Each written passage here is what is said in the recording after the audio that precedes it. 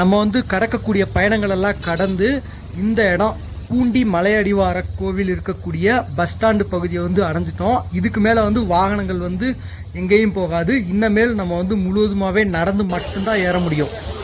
நம்ம வந்து வெள்ளையங்கிரி ஆண்டவர் கோவிலோட நுழைவாயிலுக்கு முன்னாடி நின்றுக்கிறோம். இது சித்திரை பௌர்ணமி வந்து பார்த்திங்கன்னா இன்னும் 2-3 நாள் வந்து ஸ்டார்ட் ஆக போகுது. அந்த தருணங்களில் வந்து பார்த்திங்கன்னா கூட்ட நெரிசல் வந்து இந்த அளவில் இருக்குது. இப்போ வந்து பார்த்திங்கன்னா ஏகப்பட்ட பஸ்ஸு லாரி இதெல்லாம் பிடிச்ச மக்கள் வந்திருக்கிறாங்க.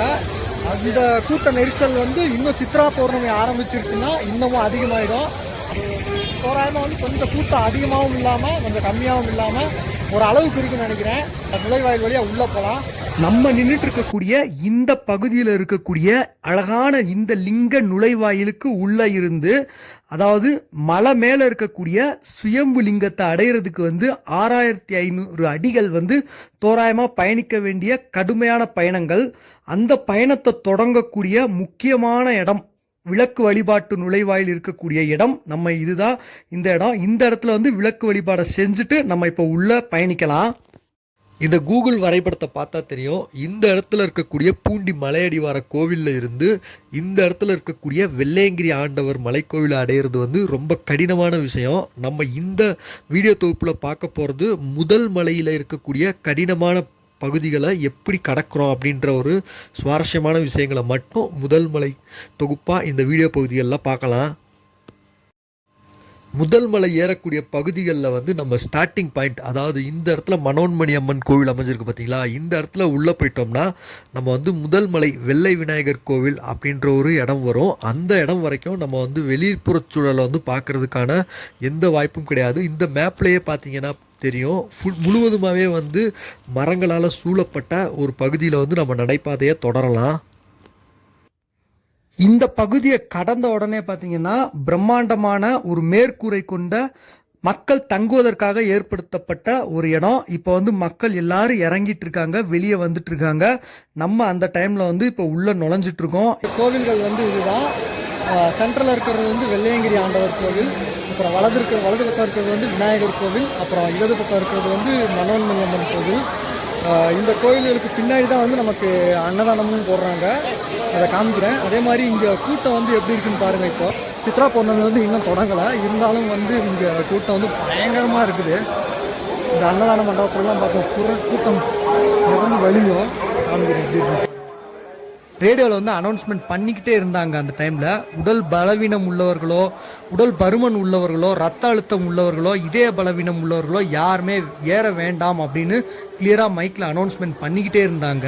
இந்த மாதிரி அவங்க அறிவுறுத்தலின் பேரில் நம்ம வந்து நம்மளுக்கு ஏதாவது உடல் தகுதி இல்லைன்னா நம்ம வந்து மலை ஏறதை வந்து தவிர்த்துக்கணும். அதே மாதிரி மலை ஏறதுக்கு முன்னாடி அவங்க அன்னதானம் ஃப்ரெஷ்ஷாக கொடுக்குறாங்க, அதை வாங்கி சாப்பிட்டு ஏறுறதா உத்தமம். இந்த பகுதியில் வந்து அன்னதான சாப்பாட்டை வந்து நம்ம ஒரு விருந்து சாப்பாடு மாதிரி உட்கார்ந்து சாப்பிடக்கூடிய ஒரு குறிப்பிட்ட இடம் இது. நம்ம வந்து நிறைய இடத்துல அன்னதானம் கொடுப்பாங்க. இந்த பகுதியில் வந்து நம்ம வந்தோம்னா இந்த மாதிரி பொறுமையாக உட்காந்து சாப்பிட்டுட்டு போகலாம். அந்த உட்கார வச்சு அன்னதானம் சாப்பிட்டோம்னா ரொம்ப டைம் ஆகிடும்னு சொல்லிட்டு முன்னாடியே வந்து கிச்சடி கொடுத்துருந்தாங்க. கிச்சடி சாம்பார் வேறு லெவலில் இருக்குது. சாப்பிட்டு இப்போ மலை ஏற போகிறோம். நம்ம அன்னதானம் சாப்பிட்டுட்டு இருக்கும்போதே இந்த மலையடிவார கோவிலில் வந்து தாரை தப்பட்டை மேலதாளம் முழங்க வந்து கோவிலில் வந்து பூஜை நடந்துட்டு இருந்ததை கேட்டோம். சரி, இந்த கோவிலில் வந்து பூஜை எப்படி நடக்குன்றதை பார்த்துட்டு மலை ஏறலாம்னு சொல்லி வந்து பார்க்கும்போது ஏராளமான பக்தர்கள் வந்து நின்று சாமியை பார்க்கறதுக்காக நின்றுருந்தாங்க. நம்மளும் வந்து சாமியை பார்த்துட்டு கும்பிட்டுட்டு அப்புறமேட்டுக்கு வந்து மலை ஏற ஸ்டார்ட் பண்ணோம்.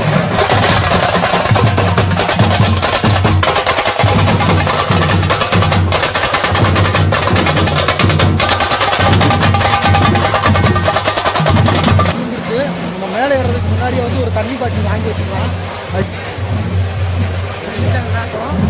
இப்போ வந்து நம்ம இந்த கோயிலை பார்த்தோம். இந்த கோயில் உள்ள சாமியை கும்பிட்டுட்டு இப்போ இந்த பக்கம் வந்து மலை ஏற போகிறோம். ஸோ இந்த வழியாக இப்போ நம்ம மேலே ஏற போகிறோம்.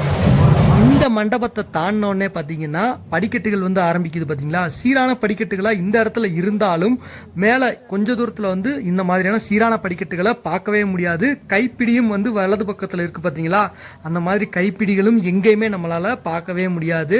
தமிழ்நாடு அரசு வனத்துறை செக்கிங் செய்யக்கூடிய இடத்த வந்து நம்ம நோக்கி நகர்ந்துக்கிட்டு இருக்கிறோம். ஏன்னா இந்த இடத்துல வந்து பிளாஸ்டிக் பாட்டில்கள், அப்புறம் போதை வஸ்து பொருட்கள், லைட்டரு, இந்த மாதிரியான பொருட்களை வந்து மேலே அனுமதிக்க மாட்டாங்க. செக்கப் பண்ணி உள்ளே விடுவாங்க. பிளாஸ்டிக் பாட்டில் மட்டும் ரொம்ப இம்பார்ட்டண்ட்டாக மேலே கொண்டு போகணும். தண்ணி கொண்டு போகிறதுனால அதுக்கு ஸ்டிக்கர் ஒட்டி கொடுப்பாங்க. அதுக்கு 20 ரூபா. அதை நம்ம கொடுத்தோம்னா அந்த ஸ்டிக்கரை வந்து ரிட்டன் வரும்போது காமிச்சோம்னா அந்த 20 ரூபாயையும் நமக்கு வந்து ரிட்டன் பண்ணக்கூடிய பிளாஸ்டிக்கை வந்து கழிவுகள்லாம் சேகரித்து அதை வந்து வெளியில் அனுப்புறது தான் வந்து இந்த இடமே வந்து முக்கியமாக அமைக்கப்பட்டிருக்கு. ஏன்னா வந்து வனப்பகுதியை வந்து பாதுகாக்கணும், அது ஒரு முக்கியமான கருத்து. சரி, நம்ம இப்போ வாட்டர் பாட்டில் வாங்கியாச்சு, ஸ்டிக்கரும் ஒட்டியாச்சு. இப்போ நம்ம மேலே ஏற போகிறோம். வாங்க மேலே போகலாம். நம்ம முதல் மலை ஏறதுக்கு ஸ்டார்ட் பண்ண டைமிங் வந்து பார்த்திங்கன்னா 9:30 மணி ஆயிருக்குது. 9:30 மணி ஆயிருக்குது. இந்த இடம் தான் வந்து அடிவாரம். ஸோ நம்ம 9:30 மணிக்கு ஸ்டார்ட் பண்ணுறோம். முதல் மலை வந்து பார்த்திங்கன்னா தொடர்ச்சியாக வந்து 1.5 கிலோமீட்டர் நீளம் இருக்குது. அதே மாதிரி இந்த படிக்கட்டுகள் எல்லாமே பாருங்கள், இந்த மாதிரி வந்து ஒரு 60 டிகிரி முதல் 70 டிகிரி காய கோணலில் இருக்கும். ஸோ இந்த 1.5 கிலோமீட்டர் வந்து தோராயமாக சொல்லியிருக்கிறாங்க இல்லையா, இந்த தோராயமாக சொல்லியிருக்க கிலோமீட்டர் வந்து எவ்வளோ நேரத்தில் வந்து மேலே கிடக்குறோம் அப்படின்றத நம்ம பார்க்கலாம். இந்த பகுதியில் வந்து பார்த்தீங்கன்னா இந்த மைக் அனௌன்ஸ்மெண்ட் வந்து கேட்டது இல்லையா, நான் மண்டபத்தில் காமிச்சிருந்தேன் உங்களுக்கு. அந்த மைக் அனௌன்ஸ்மெண்ட் வந்து கேட்டுக்கிட்டே இருக்கும். அது எந்த பகுதியில் வந்து மைக் அனௌன்ஸ்மெண்ட் ஸ்டாப் ஆகும் அப்படின்றதையும் நான் பதிவு பண்ணியிருக்கேன். நீங்கள் மலையை கூடயே ஏறி முழுமையாக பார்த்தீங்கன்னா தெரியும். அதே மாதிரி இந்த படிக்கட்டுகள் வந்து நான் முன்னாடியே சொன்ன மாதிரி எவ்வளவு செங்குத்தாக இருக்குது, ஒவ்வொரு மலையிலையும் எவ்வளவு கடினமாக நம்ம ஏற வேண்டிய கட்டாயத்தின் பேரில் நம்ம மேலே ஏறிக்கிட்டு இருக்கோம் அப்படின்றதையும் முழுவதுமான வீடியோ பார்த்தீங்கன்னா தெரியும்.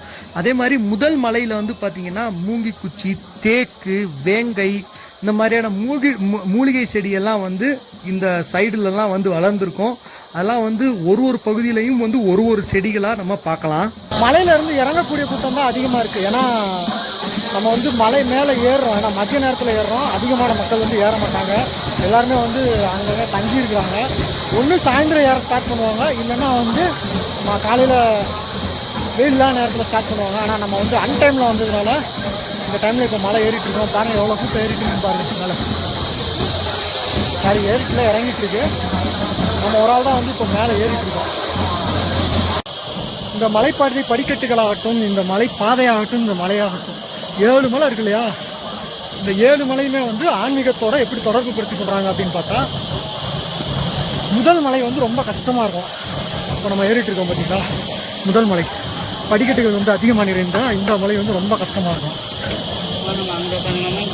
அதே மாதிரி ஆன்மீகத்தில் வந்து 7 சக்கரங்கள் எப்படி இருக்குன்னு சொல்கிறாங்க. அது 7 சக்கரங்களில் வந்து முதல் சக்கரங்களை வந்து அடையிறது வந்து ரொம்ப ஈஸியாலாம் முடியாது, ரொம்ப கஷ்டப்பட்டு தான் வந்து அந்த சக்கரங்களை அடையணும் அப்படின்னு சொல்கிறாங்க இல்லையா.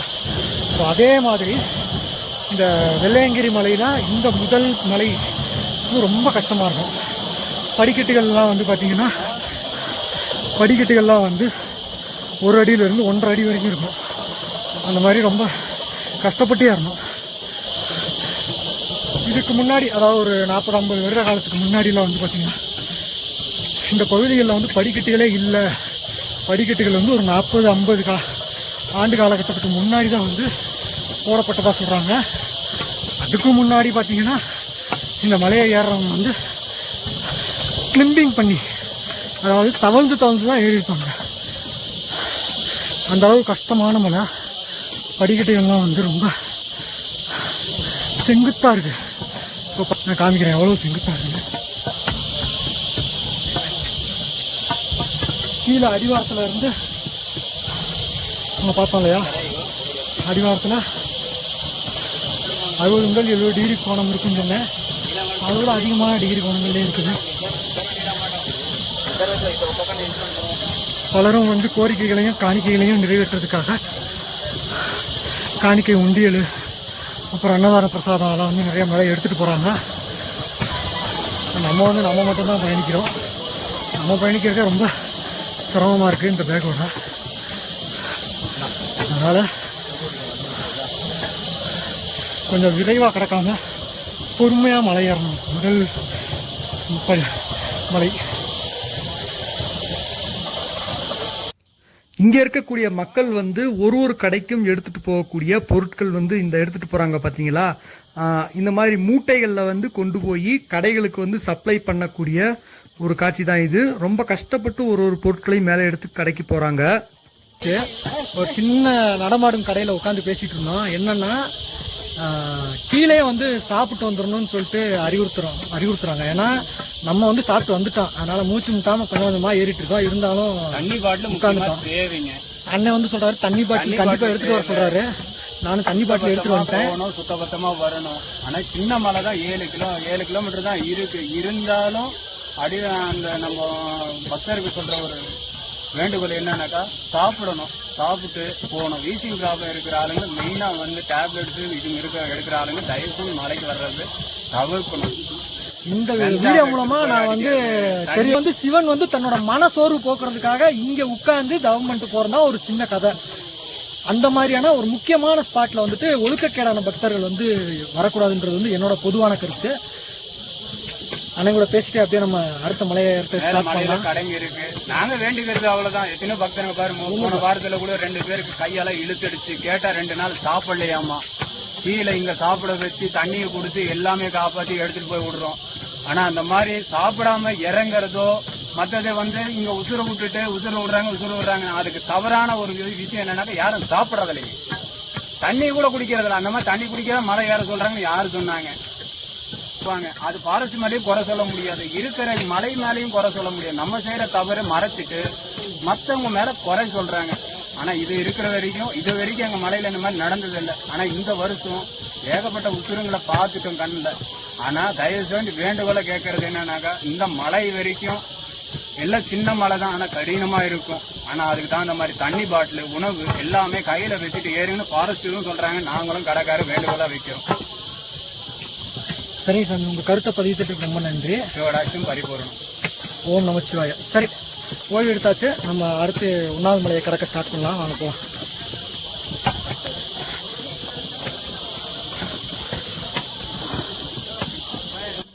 நெட்டக்குத்தல் அப்படின்ற ஒரு வார்த்தையை வந்து நம்ம கேள்விப்பட்டிருப்போம். அது வந்து இந்த மலைக்கு வந்து அது முழுமையாக பொருந்தும். நம்ம போகிற பாதை எல்லாமே பாருங்களேன், இந்த மலையை பொறுத்த வரைக்கும் அந்த நெட்டக்குத்தலாகவே ஏறிட்டு இருக்குன்னு சொல்கிறாங்க பார்த்தீங்களா. அதே மாதிரி தான் மலை வந்து இந்த முதல் மலை முழுவதுமாகவே இருக்கும். கிட்டத்தட்ட 1.5 கிலோமீட்டர் தோராயமாக இருக்குன்னு சொல்லியிருக்காங்க இல்லையா. அதில் வந்து முழுவதுமாகவே இந்த மாதிரியே தான் நம்ம ஏறிட்டு இருப்போம். அதுவும் வந்து படிக்கட்டுகளை பார்த்தீங்கன்னாலே அதிகமான உயரத்துலையும் இருக்கும், படிக்கட்டுகள் இல்லாமையும் இருக்கும். நம்ம வந்து குச்சி கேட்டோம் கீழே, ஆனால் வந்து ரொம்ப நேரம் வெயிட் பண்ண சொன்னாங்க. நான் குச்சி வந்து குடோனில் இருக்குது, எடுத்துகிட்டு வரணும். ஸ்ட்ராங்கான குச்சிகள் வந்து அங்கே இல்லை. சரி, ஒரு 1/4 மணி நேரம் வெயிட் பண்ணி பார்க்கலாம் அப்படின்னு சொல்லிட்டு அவங்க சொன்ன மாதிரி ஒரு 1/4 மணி நேரம் வெயிட் பண்ணி பார்த்தேன். இருந்தாலும் வந்து குச்சிகள் வந்து ரொம்ப தடிமன் கம்மியாக இருந்ததுனால விறுவிறுன்னு கொஞ்சம் ரீஃப்ரெஷ் ஆகிட்டு நான் மேலே ஏற ஆரம்பிச்சிட்டேன். போகிற வழியில் வந்து நமக்கு ஒரு பக்தர் சொன்னார், கீழே கிடக்கிற குச்சி ஏதாவது உன் கையில் எடுத்துக்கோங்க, மேலே போகிறதுக்கு வந்து தோதுவாக இருக்கும் அப்படி சொன்னார். அதனால் நமக்கு ஒரு குச்சியை எடுத்து கொடுத்தாரு. அதுதான் இந்த குச்சி. அந்த குச்சியை வச்சுட்டு இப்போ நம்ம மேலே ஏறிட்டுருக்கோம். இந்த இடத்துல வயதான மக்கள், அப்புறம் வந்து பெண்கள், குழந்தைகள் இவங்கெல்லாம் வந்து இறங்கிட்டு இருக்காங்க பார்த்தீங்களா. இவங்க வந்து சரியான டயத்தில் வந்து இறங்க ஆரம்பிச்சிருப்பாங்க. வெயில் வந்து ஸ்டார்ட் ஆகிருக்கிற இந்த தருணங்களில் வந்து அவங்க வந்து கரெக்டாக கீழே வந்துட்டாங்கன்னா அவங்க சரியான டயத்தில் இறங்க ஆரம்பிச்சிருக்காங்க.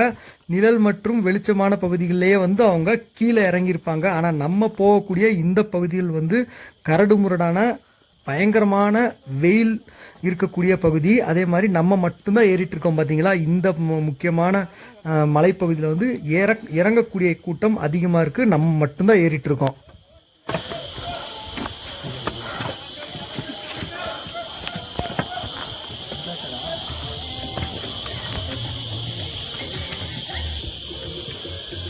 நம்மளோட ஃபாஸ்ட்டுக்கு வந்து பார்த்திங்கன்னா 10 மணி ஆயிருக்குது. கொஞ்சம் தூரம் தான் கடந்திருப்போம். முகம் ஃபுல்லாக வந்து பார்த்திங்கன்னா வேர்த்து கொட்டிருச்சு. கொஞ்சம் தூரம் தான்.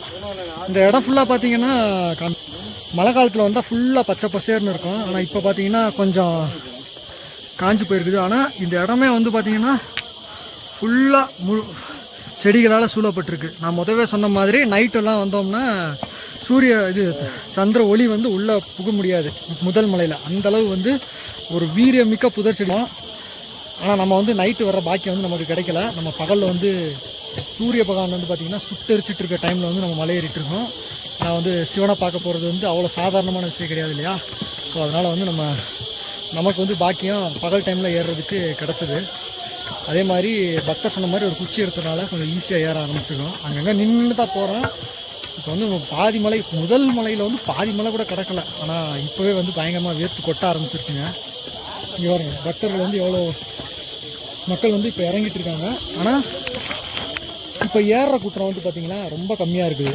ஆனால் நம்ம வந்து இந்த மாதிரி ஒரு கஷ்டமான டயத்தில் வந்து நம்ம ஏறிட்டுருக்கோம். ஏறுற கூட்டம் ரொம்ப கம்மி. ஆனால் ஈவினிங் வந்து ஒரு 3 மணிக்கு மேலே தான் வந்து ஏற ஆரம்பிப்பாங்க. அதே மாதிரி காலையில் 9 மணிக்குள்ளே கீழே இறங்கிடுவாங்க. அந்த இடைப்பட்ட டைம் வந்து பார்த்திங்கன்னா ரொம்ப கூட்டம் கம்மி தான் இருக்கும் ஏறுறது. பட் நம்ம ஏறிட்டுருக்கோம். சரி வாங்க போகலாம். முக்கியமான விஷயம் என்னென்னா, போக போக வந்து வெயிலே நடந்துகிட்ருப்போம். எங்கேயுமே வந்து ஒதுங்கிறதுக்குன்னு ஒரு இடமே கிடைக்காது. ஏதாவது ஒரு இடத்துல வந்து இந்த மாதிரி மர நிழல் வந்து நம்ம படிக்கட்டு மேலே விழுவோம். அந்த மாதிரி இடமா எங்கேயாவது ஒரு இடத்துல பார்த்து அந்த இடத்துல உட்காந்துட்டு தான் பயணம் பண்ணணும். நான் உச்சி வெயில் போக போக சுருன்னு அடிக்கும். அதனால் அந்த மாதிரி வந்து இடத்த தேடி அலைவோம். ஒரு சாமி வந்து ஒரு மூட்டையை தூக்கிட்டு கஷ்டப்பட்டு மேலே ஏறுறாரு. அது நீங்கள் பார்க்குறீங்க. ஆனால் வந்து நம்ம சின்ன மூட்டை இங்கே வச்சுருக்கோம் பாருங்கள். இந்த ஒரு சின்ன மூட்டையை வச்சுக்கிட்டு ஏறுறதுக்கே அவ்வளோ கஷ்டப்பட்டு போயிட்டுருக்கோம். ஆனால் சாமி வந்து ஒரு பெரிய மூட்டையே தூக்கிட்டு பலருக்கும் கொடுக்குறதுக்காக போகிறாரு. ஏன்னா அரிசி அந்த மாதிரி ஏதாவது இருக்கும்னு நினைக்கிறேன். உள்ள அது என்னன்னு தெரியல. இருந்தாலும் ரொம்ப கஷ்டப்பட்டு ஏறிட்டு இருக்காங்க. நம்ம வந்து இந்த சின்ன மூட்டையை தூக்கிட்டு இவ்வளோ கஷ்டப்படுறோம் ஏறுறதுக்கு. படிக்கட்டு பாதையை பாருங்கள். வயசான அம்மா வந்து எவ்வளோ கஷ்டப்பட்டு இறங்கிட்டு இருக்காங்க கீழே. நம்ம வந்து நேற்று ஏறிப்பாங்க, இன்னைக்கு கஷ்டப்பட்டு கீழே இறங்கிட்டு இருக்காங்க. இந்த சாமிலாம் நடந்து வராங்க பார்த்தீங்களா, இந்த இடத்துல இருக்க மரம் வேற பாருங்க. அப்படியே நடந்து நடந்து அப்படியே பாரு, இங்கே பாருங்க. அப்படியே அந்த மாதிரி பாதம் பட்டு அந்த மர வேர் வந்து அப்படியே பளிங்கு கல் மாதிரி ஆயிருக்குது. அந்த மாதிரி வந்து ஒரு கிரிட்டிக்கலான இடத்துல வந்து நம்ம நடந்து போயிட்டுருக்கோம்.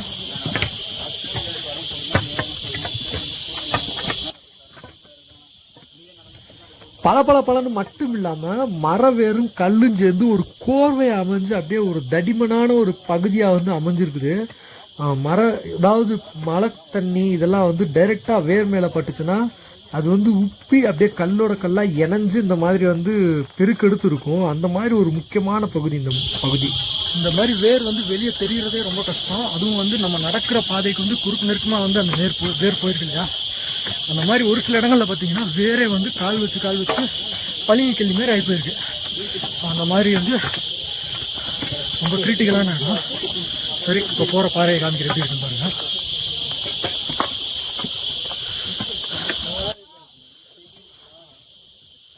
இந்த மாதிரி முதல் மலையை வந்து ஏறும்போதே எங்கடா வெயில் அடிக்காமல் இருக்கும், எங்கடா வந்து நம்ம உட்காரலாம். அதுவும் ஸ்டார்டிங்லேயே வந்து ரொம்ப கஷ்டமாக இருக்கும். அது உட்கார இடம் வந்து அவ்வளோ சீக்கிரமாகவும் கிடைக்காது. இறங்கும்போதும் அதே மாதிரி தான். வெயிலில் இறங்கினோம்னா ஏதாவது ஒரு இடத்துல வந்து இந்த பாருங்க, இப்போ இடது பக்கத்தில் வந்து ஒரு பர்தா மாதிரி கட்டிக்கிட்டு அவங்க வந்து உட்காந்துருக்குறாங்க. அவங்களுக்கு இடம் கிடச்சிருக்குது, பர்தா மாதிரி கட்டிக்கிட்டு கொஞ்சம் நேரம் ரெஸ்ட் எடுத்துகிட்டு இருக்காங்க. இதுக்கு மேலேயும் வந்து கொஞ்சம் தூரத்துக்கு இந்த மாதிரியே தான் இருக்கும். எந்த இடத்துலையுமே வந்து கேப் இல்லாமல் வெயில் அடிச்சுட்டு இருக்கோம் இந்த மலையில், இந்த பகுதியில். சாமி தண்ணி சொன்னக்கு எவ்வளோ தூரம் சாமிண்ணா? தண்ணி சொன்ன ஏதாவது காலம் வர மலையா?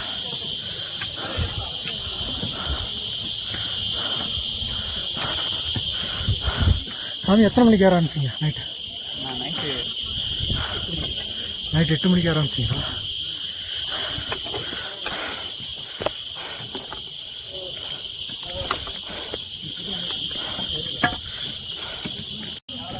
சத்தியமாக வந்து தண்ணி பாட்டில் இல்லாமல் ஏறிடாதீங்க. மேலே ஏறோம்னா கொண்டு வந்த தண்ணி பாட்டில் வந்து முதல் மலை ஏறுற பாதியிலே வந்து காலி ஆயிரும் போல.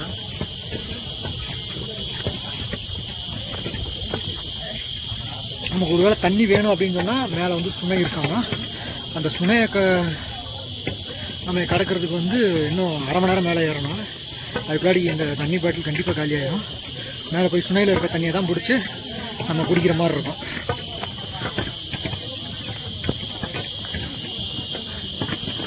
இறங்கிட்டு இருக்காங்க பார்த்தீங்களா, ஏறிட்டு இருக்காங்க. அதே மாதிரி கீழே வந்து அனௌன்ஸ்மெண்ட் பண்ணிட்டு இருந்தாங்க இல்லையா, இந்த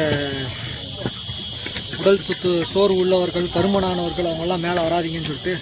அந்த மைக் சவுண்ட் வந்து பார்த்தீங்கன்னா இந்த இடம் இப்போ நம்ம வந்து இருக்கோம் பார்த்தீங்களா, முதல் மலையில் வந்து கொஞ்சம் தூரம் அந்த இடத்துக்கு மேலே வந்து கேட்க ஆரம்பிக்காது. ஸோ வந்து அந்த மைக் சத்தம் கேட்க ஆரம்பிக்கலைன்னா நம்ம ஒரு லெவலுக்கு மேலே வந்து வந்துட்டோம். அதாவது டோட்டலாக 6500 அடியில் வந்து ஒரு 300 அடி 400 அடி கடந்து மேலே வந்துட்டோம். ஏன்னா அங்கே இருக்கிற ஒலி சத்தம் வந்து இங்கே கேட்கல. அதே மாதிரி இந்த இடத்துல இருந்து வெளியாகவும் பார்க்கும்போது ஊரும் வந்து ஓரளவுக்கு சுற்றி முற்றி தெரிய ஆரம்பிச்சிருச்சு. நம்ம ஒரு லெவலுக்கு மேலே வந்துட்டோம்னு அர்த்தம். சரி, இருக்கிற தண்ணியை கொஞ்சம் கொஞ்சமாக குடிச்சிட்டு அடுத்து ஏற ஆரம்பிப்போம்.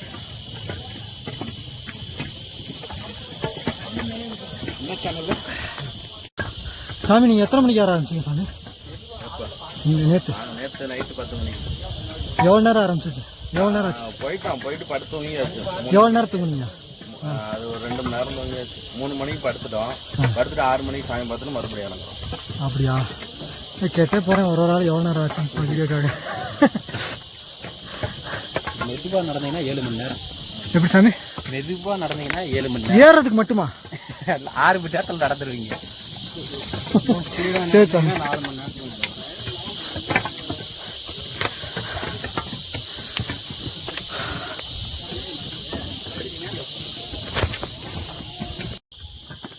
நம்ம வந்து ரொம்ப கஷ்டப்பட்டு ஏறிட்டு இருக்கோம். பாதி மலை கடந்துருக்குறோம். இப்போ 1.5 கிலோமீட்டர் நான் சொன்னேன் முன்னாடியே. அதில் வந்து முக்கால்வாசி கடந்துருக்குறோம். இன்னும் வந்து 1/2 கிலோமீட்டர் வந்து கடக்க வேண்டிய தூரம் இருக்குது. வழியில் வந்து நம்ம பக்தர்கள்ட்ட வந்து எவ்வளோ தூரம் இருக்குது என்ன ஏதுன்ற விஷயத்த வந்து கேட்டுக்கிட்டே போகிறோம். சாமி, நீங்கள் எங்கேருந்து இறங்குங்க? எவ்வளோ நேரத்தில் ஸ்டார்ட் பண்ணி இறங்குங்க? காலையில் 3 மணிக்கு நடக்க ஆரம்பிச்சிருக்கோம். இப்போ தான் அந்த கடைசி மலை ரிட்டர்ன் வந்துட்டு இருக்கோம். மணி இப்போ பார்த்தீங்கன்னா 10:30 ஆகுது. 3 மணிக்கு ஆரம்பிச்சு இப்போ 10:30 ஆகுது. இன்னும் ஒரு 1/2 hour மேலே இருக்குது ரிட்டர்ன் வர வேண்டியது. வெயில் ஓவராக இருக்கிறதால வர்றது ரொம்ப சிரமமாக இருக்குது. எங்கேயா தங்குனீங்களா? அதனால எங்கேயும் ஸ்டே பண்ணல. ஸ்டே பண்ணாமே அவ்வளோ நேரம் ஆயிடுவாங்க. ஆமாம், ஸ்லோவாக தான் வந்து ரொம்ப ஸ்லோவாக தான் வந்து. ஆனால் வெயில் அதிகமாக இருக்கிறதால பொறுமையாக தான் வந்து. இவங்க வந்து நைட் டயத்தில் வந்து ஏறிக்கிறாங்க, அதனால் கொஞ்சம் சீக்கிரம் ஏறிட்டாங்க. ஆனால் நம்ம வந்து இப்போ பகல் டயத்தில் வந்து கிடக்கிறனால ரொம்ப கஷ்டப்பட்டு கொஞ்சம் கொஞ்சமாக உட்காந்து தான் போகிறோம். நம்ம எவ்வளோ நேரத்தில் வந்து மேலே ரீச் ஆகும்னு தெரில. கிட்டத்தட்ட 1 மணி நேரம் ஆயிடுச்சு நம்ம ஏற ஸ்டார்ட் பண்ணி. இன்னும் முதல் மலையவே கிடக்கல. ரொம்ப பொறுமையாக ஏறிட்டு இருக்கோம். சரி, வாங்க அடுத்து கிடக்கலாம். இறங்குறீங்களா? எவ்வளோ நேரம்? எப்போ கிளம்புனீங்க? 6 மணிக்கு கிளம்புறோம். 6 மணிக்கு கிளம்புனீங்களா? அங்கே மேலே போய் தங்குனீங்களா இல்லை இறங்கிட்டீங்களா? எவ்வளோ நேரம் ஆச்சு ஏறுறதுக்கு? 7 மணி நேரமா? ஆரம்பிச்சா 5:15 சரிங்க. இறங்குறதுக்கு இறங்கி இப்போ இது வரைக்கும் 4 மணி நேரம் ஆயிருக்கு. இன்னொரு மணி நேரம் 5 மணி நேரம். அது என்னன்னா நாங்கள் போகும்போது கூட்டம் பொறுமை நைட்டு மேய்ச்சிங்களா, அதனால தெரியல. போகும்போது வெயில் கூட்டம் கம்மியாக இருக்கு. நீங்கள் போயிட்டே இருந்தால் போயிடலாம். 1 மணி நேரம். சாமிமார்கள்லாம் வந்து பார்த்தீங்கன்னா நைட் டயத்தில் ஏறிக்கிறாங்க. அவங்களுக்கே வந்து 7 மணி நேரம் ஆயிடுச்சு ஏறுறதுக்கு. நம்ம பகல் டயத்தில் ஏறுறோம், அதுவும் ரொம்ப வெயில் அடிச்சுக்கிட்டு இருக்குது. நம்ம போகிறதுக்கு எப்படி பார்த்தாலும் குறைந்தது ஒரு 7-8 மணி நேரத்துக்கு மேலே ஆயிரும் நினைக்கிறேன். ஆல்ரெடி வந்து 1.5 மணி நேரத்துக்கு மேலே ஆயிடுச்சு ஏற ஸ்டார்ட் பண்ணி. இன்னும் முதல் மலையை கடக்கல, இதுதான் மொத்தம்னு சொல்லிட்டு இருக்கேன். சரி, இப்போ இன்னும் கடந்தாதான் தெரியும் எவ்வளோ நேரம். சாமி, இன்னும் சொன்னால் எவ்வளோ தூரத்தில் இருக்கு? இல்லை, முதல் மலை எண்டில் வந்து ஒரு சொன்னால் வரும்ல. 2ஆம் மலை கடந்தவங்க தான் சொன்னோம். தண்ணி வருதா சொன்னீங்களா? நம்ம கையில் இருக்க தண்ணி பாட்டில் வந்து தீர்த்துட்டோம்னா தண்ணி கிடையாது. அடுத்து வந்து நம்ம மேலே இருக்க சுனையில் தான் வந்து தண்ணி பிடிச்சி குடிக்கிற மாதிரி இருக்கும்.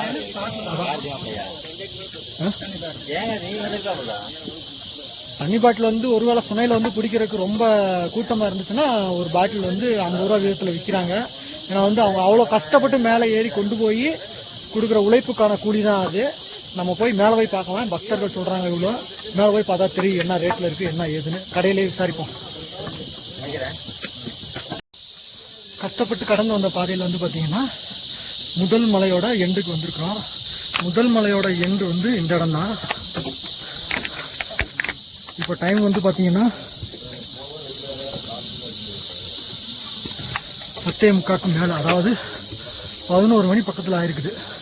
இப்போ அங்கே கோயில் தெரியுது பார்த்தீங்களா, வெள்ளை விநாயகர் கோயில். அந்த வெள்ளை விநாயகர் கோயில் வந்துருச்சுன்னா நம்ம வந்து முதல் மலையை வந்து கடந்துட்டோன்னு அர்த்தம். இப்போ இறங்கி வர்றவங்க எல்லாம் 6 மலையை கடந்து இறங்கிட்டாங்க. 6 மலையை வந்து இறங்குறவங்க கடந்து இறங்கிட்டாங்க. அவங்க வந்து 1 மலையை தான் வந்து இறங்கி கடக்க வேண்டிய தூரம். நம்ம வந்து இப்போ முதல் மலையை தான் கடந்து ஏறிட்டு இருக்கோம். இன்னும் நமக்கு இன்னும் 6 மலை மிச்சம் இருக்குது. இப்போ கடந்து போயிட்டுருக்கோம். போகிற வழி இறங்குறவங்களாம் பாரு.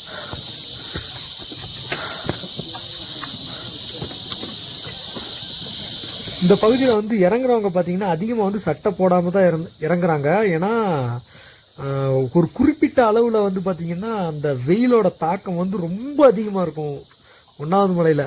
இந்த இடம் வந்து இந்த பிள்ளையார் கோயிலை பார்க்குற வரைக்கும் வந்து வெயிலோட தாக்கம் அதிகமாகவே இருக்குன்னு சொல்கிறாங்க. நமக்கும் வந்து ரொம்ப வெயிலோட தாக்கம் அதிகமாக தான் இருந்துச்சு. இருந்தாலும் வந்து அட்ஜஸ்ட் பண்ணிட்டு போய்கிட்டே இருந்தோம். இந்த பகுதியில் வந்து பார்த்திங்கன்னா மக்கள்லாம் உட்காந்துருக்காங்க இல்லையா.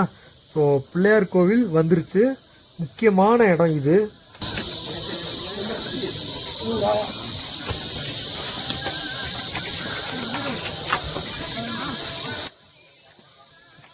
மலை அடிவாரத்திலிருந்து இந்த பகுதி வரைக்கும் நான் எங்கேயுமே கடைகளை பார்க்கல. நடமாடும் கடைகளாக வந்து ரொம்ப சின்ன சின்னது இருந்துச்சு ஒழிய முக்கியமான வந்து கடைகள் அப்படி பார்க்கணும்னா இந்த பிள்ளையார் கோவிலை அடைஞ்சால் மட்டும்தான் வந்து வரிசைக்க நெட்டுக்க கடைகளும் இருக்கும். நம்ம வந்து வேண்டியதையும் வாங்கி சாப்பிடலாம். கஷ்டப்பட்டு கடந்து வந்த பாதையில் வந்து விநாயகர் கோயிலை தான் அடைஞ்சிருக்கிறோம். இன்னும் 7 மலை இருக்குது கிடக்கிறது. இப்போ மேலே ஏற போகிறோம்.